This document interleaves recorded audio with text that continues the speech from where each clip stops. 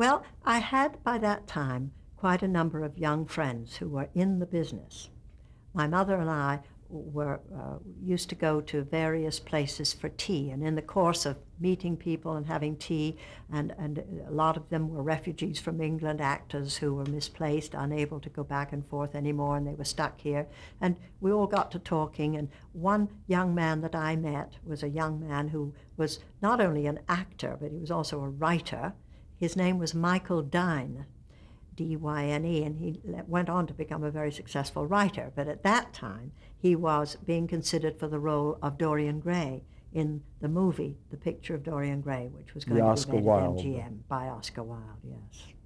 And by golly, he decided that he would help me to get into MGM to be considered for possibly the part of Sybil Vane, believe it or not. And so I quickly ran out and bought a copy of The Picture of Dorian Gray and read it, and I understood what a lovely role it was. And he took me himself with my mother. She had to be with me because I was underage, to MGM Studios, and I met the casting director of that movie, whose name was Mel Ballerino. And he was very, very nice, very warm and welcoming. And this was my first taste of real Hollywood studio life. I was just so green about what went on behind those great walls of MGM in Culver City. You know, you drove by and it was like, I don't know, it was like Buckingham Palace or something. You know, you had to have a pass to get in.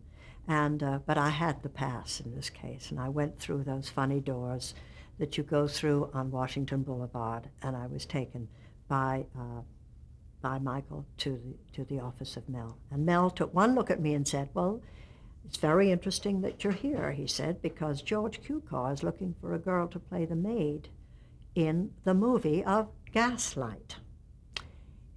And I looked at my mother, and we didn't know what he was talking about, except I did know what he was talking about because I had seen Gaslight when it was produced in England as a very successful movie with the great British actress Diana Wynyard and Anton Walbrook, who was a lovely European actor.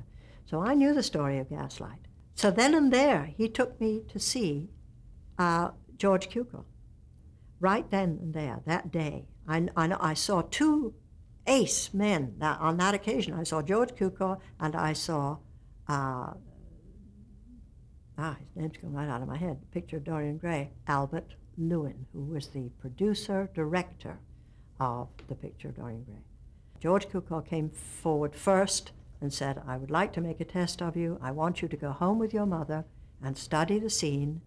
And I came back probably 10 days to 2 weeks later. And I made the test for Gaslight with the actor Hugh Marlowe. And I did my best.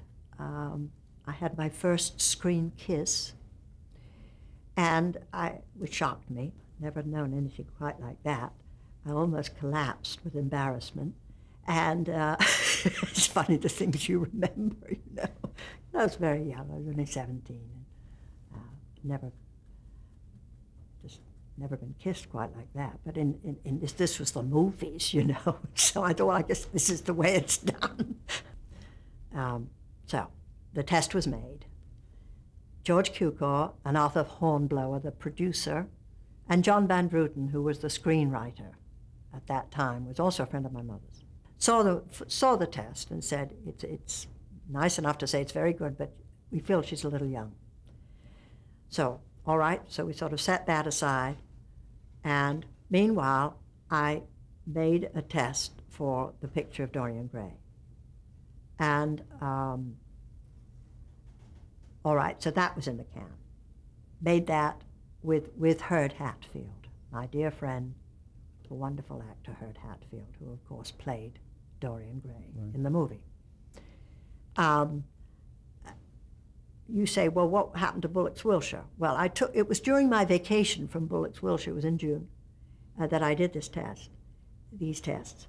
And so Louis B. Mayer had been away, and when he came back, he wanted to see all the film, the tests, and everything that he'd missed while he was gone. And my tests turned up, particularly the test for Gaslight. And he saw the movie, and he said, I want you to sign that girl. Sign that girl. She's got talent. Sign her to what you call a term contract, which is a 7-year contract with options. It's a one-sided affair. As we all know, they can drop you anytime, but if they want to keep you, they can keep you for 7 years. Paying you a weekly salary on a sliding scale. It increased each year just a little bit, increments of a few $100s. I started off at the age of 17 earning $500 a week at MGM Studios. Now, if you can imagine what I had come from earning maybe $28 a week at the store by that time, because I was making commissions on Elizabeth Arden makeup cases, and suddenly I'm under contract to a major studio, and I'm going to be groomed for, hopefully, a career in motion pictures. I did not have the part of Nancy in Gaslight, nor did I have Sybil Vane at that point. I was simply put under a term contract. They were able to put me in any part that they chose to think was appropriate for me to play. They didn't ask my opinion necessarily. In fact, they never really did. So during the course of my first few years at MGM, I played an incredible collection of roles, some of them very inappropriate. It was like an intense training period of playing character roles, playing older than myself, learning a lot of skills that I otherwise would never have learned, such as learning dancing in the Harvey Girls, you know, singing, not to my own playback, but to somebody else's voice. In other words, it was a very expensive kind of postgraduate course in a sense, and I'm very glad that I had it, although towards the end of my contract at MGM, I was bored to death, and I'd had it. I wanted to get out. I wanted to be independent, make my own decisions. I did Gaslight first. Then, lo and behold, if another movie didn't come along, which was National Velvet with Elizabeth Taylor, that is. There's only one Elizabeth. And then I did The Portrait of Dorian Gray. I was extraordinarily lucky because I was nominated for an Academy Award for both Gaslight and for the picture Dorian Gray.